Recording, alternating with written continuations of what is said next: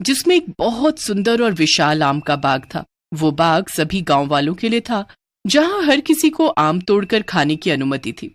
लेकिन अब हाल ही में कुछ दिनों से वो आम का बाग किसी सुंदर बाग की तरह नहीं रहा था, क्योंकि वहां पर एक भूत रहता था। एक दिन जब कुछ बच्चे वहां पर आम खाने आते हैं, तभी नकुल और रिंकी, चलो इस बाग से आम तोड़कर आम खाते हैं। सुना है यहाँ के आम बहुत ही स्वादिष्ट और रसीले होते हैं। हाँ चिंटू और रिंकी, मेरे बाबूजी कहते हैं कि जब वो छोटे थे तभी वो इस गांव में आकर आम तोड़कर खाया करते थे। ये बाग हम सभी गांव वालों का बाग है, इसीलिए यहाँ पर सभी आकर मुफ्त में मजे से आम खा सकते हैं। चलो फिर नेकी और पूछ पूछ जल्दी जल्दी टूट पड़ते हैं इस बाग के ताजे और मजेदार आमों पर। सभी बच्चे उस बाग के आमों को तोड़ने लगते हैं और उन्हें खुशी से आनंद उठाते हुए खाने लगते हैं। लेकिन तभी अचानक से उस बाग का दरवाजा अपने आप बंद हो जाता है। अरे बाप रे, ये क्या? ये मुख्य दरवाजा तो बंद हो गया। अरे, हम इस बाग से बाहर कैसे जाएंगे? मुझे तो बहुत डर लग रहा है। सूर्यास्त भी हो चुका है, अभी थोड़ी देर में अंधेरा भी हो जाएगा। दोस्तों, इस बाग की ये दीवारें भी कितनी ऊंची हैं। हम तीनों चाहकर भी इन दीवारों को पार करके यहाँ से बाहर नहीं निकल पाएंगे। काश हम बच्चे नहीं होते और बड़े होते, तो हमारा कद भी बड़ा होता और हम इन दीवारों को पार करके बड़ी ही आसानी से चले जाते। हाँ यार रिंकी, हमारे तो घर पर भी नहीं पता कि हम तीनों यहाँ पर हैं।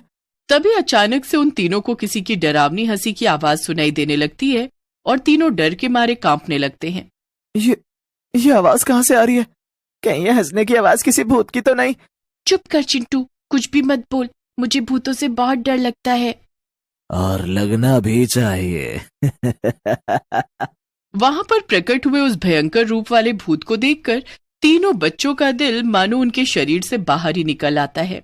नहीं, बचाओ, भूत भूत! तीनों बच्चे इधर से उधर भागने लगते हैं। बचकर कहाँ जाओगे बच्चों, क्योंकि इस बाग के दरवाजे तो बंद हो चुके हैं। मैं तुम्हें अब कहीं नहीं जाने दूंगा। हमें जाने दो बाहर, हमने तुम्हारा क्या बिगाड़ा है? माफ कर दो हमें, माफ कर दो हम तीनों को।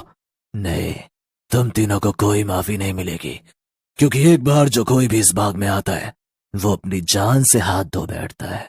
इस बाग में जितने भी आम के पेड़ हैं उन सब पर लटके हुए आम कोई फल नहीं बल्कि इंसान है, जिन्होंने तुम तीनों की तरह इस बाग में, मेरे बाग में आने की जुर्रत की, और उन्हें मैंने उनकी उस जुर्रत के कारण सजा के तौर पर आम के फल में बदल दिया।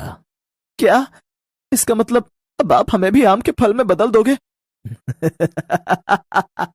सही समझा बच्चे, तो तैयार हो जाओ आम के फल में बदलने के लिए, जिसके बाद तुम तीनों फिर कभी इंसान नहीं बन पाओगे।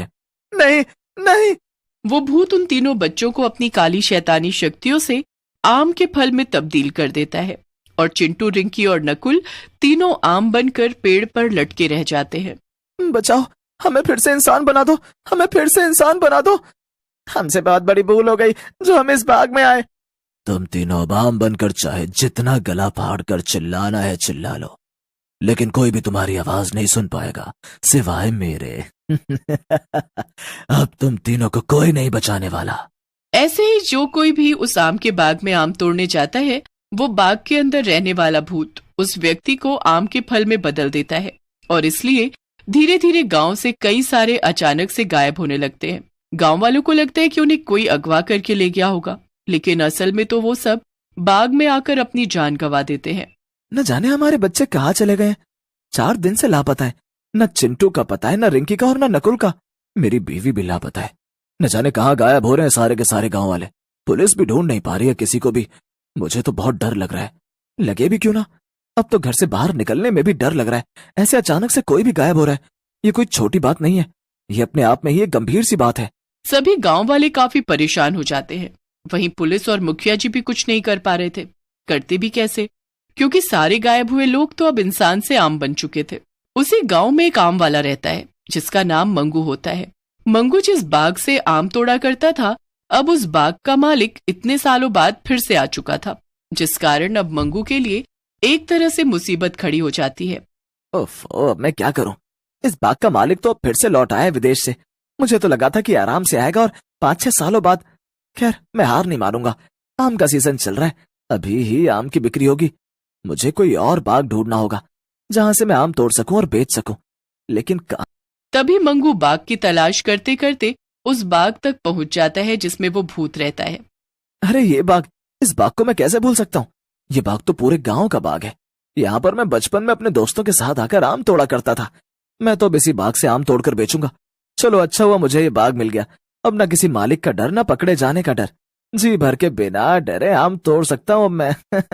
मंगू उस बाग की तरफ जाने ही वाला होता है कि तभी अचानक से उस बाग के बाहर से अंदर रह रहा भूत दिखाई देता है, जो एक आदमी के सामने प्रकट होता है। नहीं नहीं, ये नहीं हो सकता। बचाओ भूत। तो अब बचकर नहीं भाग सकता है। इस बाग में आने की गलती की है तूने। जो कोई भी इस आम के बाग में आएगा उसे अपनी जान गंवानी होगी। अब तेरा भी वही हाल करूंगा जो मैंने बाकी लोगों का किया है। अब मैं तुझे भी एक इंसान से आम बना दूंगा।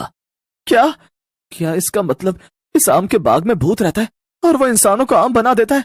मंगू अपनी आंखों से देखता है कि कैसे वो भूत उस आदमी को अपनी बुरी शक्तियों से आम बना देता है और वो आदमी वाकई में पेड़ पर टंग जाता है। आम आदमी के बारे में सुना था मैंने, लेकिन यहाँ तो सच में इंसान आम बन रहा है। ये सब क्या हो रहा है? मुझे तो सच में कुछ समझ नहीं आ रहा।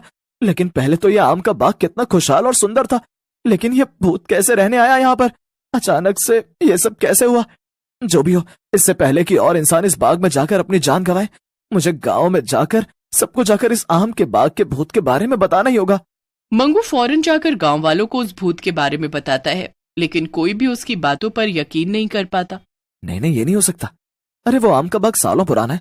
अगर वहां पर कोई भूत रह रहा होता तो वो हमें भी तो दिखता। यूं अचानक से इतने सालों बाद कहां से कोई भूत आया होगा वहां पर? हाँ सही कह रहा है ये। देखो मंगू, तुम हम सबको यूं इस तरह झूठी खबर देकर बेवकूफ मत बनाओ, वरना इसका अंजाम सच में बहुत बुरा होगा। ओफ, ये आप कैसी बातें कर रहे हैं भाई साहब? मैं भला आप लोगों को बेवकूफ क्यों बनाऊं? मैं सच कह रहा हूं, मेरा यकीन कीजिए। मैंने स्वयं अपनी आंखों से देखा है कैसे उस भूत ने अपनी काली शक्तियों से उस आदमी को एक आम बना दिया। हे भगवान, अगर तुम सच में ये झूठ नहीं कह रहे हो, इसका मतलब तो यही हुआ कि हमारे परिवार वाले भी उस आम के बाग में जाकर आम बन चुके हैं। नहीं, ऐसा नहीं हो सकता। अब हम क्या करेंगे? कैसे बचाएंगे अपने परिवार को? अब तो उस भूत को खत्म करने का एकमात्र उपाय ही है। लेकिन क्या? अब हम सबको एक साथ मिलकर उस आम के बाग में जाना होगा। एकता में बहुत ताकत होती है, और जब सभी गांव वाले एक होकर उस भूत का सामना करेंगे तब वो जरूर खत्म हो जाएगा। आपने बिल्कुल सही कहा भाई साहब। बस जल्दी से वो भूत वहां से चला जाए, फिर मैं उस आम के बाग से आम तोड़कर दूसरे गांव में दोगुने दाम में बेचूंगा और माला माल हो जाऊंगा। सभी गांववासी एक साथ मिलकर उस आम के बाग में जाते हैं। तभी वो भूत हवा में उड़ते हुए वहां पर आता है और गुस्से से कहता है, तुम सबने तभी वो भूत हवा में उड़ते हुए वहां पर आता है और गुस्से से कहता है, तुम सबने यहाँ एक साथ आकर मेरा काम बहुत आसान कर दिया।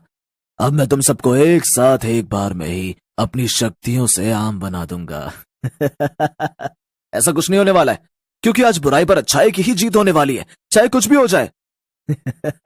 ये तो तुम्हारा भ्रम है। जैसे मैंने तुम्हारे बच्चों और परिवार वालों को आम बना दिया, वैसे ही मैं अब तुम सबको भी आम बना दूंगा।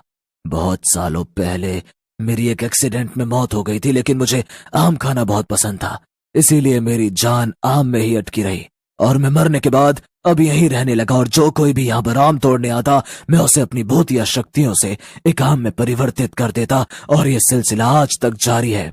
क्या? अब जब मैं तुम सबको एक साथ आम बना दूंगा तो इस गांव में ज्यादा लोग नहीं बचेंगे और कोई इस बाग में आकर आम नहीं खाएगा, क्योंकि ये सारे के सारे आम सिर्फ मेरे हैं। ये बाग मेरा है।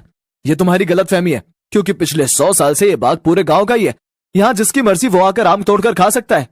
जैसे ही भूत अपनी शक्तियों से उन सबको आम बनाने जा रहा होता है, वैसे ही वो सब एक दूसरे का हाथ पकड़कर उस भूत को चारों तरफ से घेर लेते हैं और भगवान का नाम जपने लगते हैं। नहीं नहीं, मैं तुम सबको नहीं छोड़ूंगा। लौटूंगा, जरूर लौटूंगा मैं। ये आम का बाग मेरा है, सिर्फ मेरा। जिसे सुनकर उस भूत के कान से खून निकलने लगता है और वो अब मिट्टी में बदलने लगता है। उस भूत के अंत के बाद सभी आम बने हुए इंसान अब फिर से इंसान बन जाते हैं और वो बाग अब फिर से खुशहाल हो जाता है और गांव में उस बाग के भूत का खौफ भी मिट जाता है।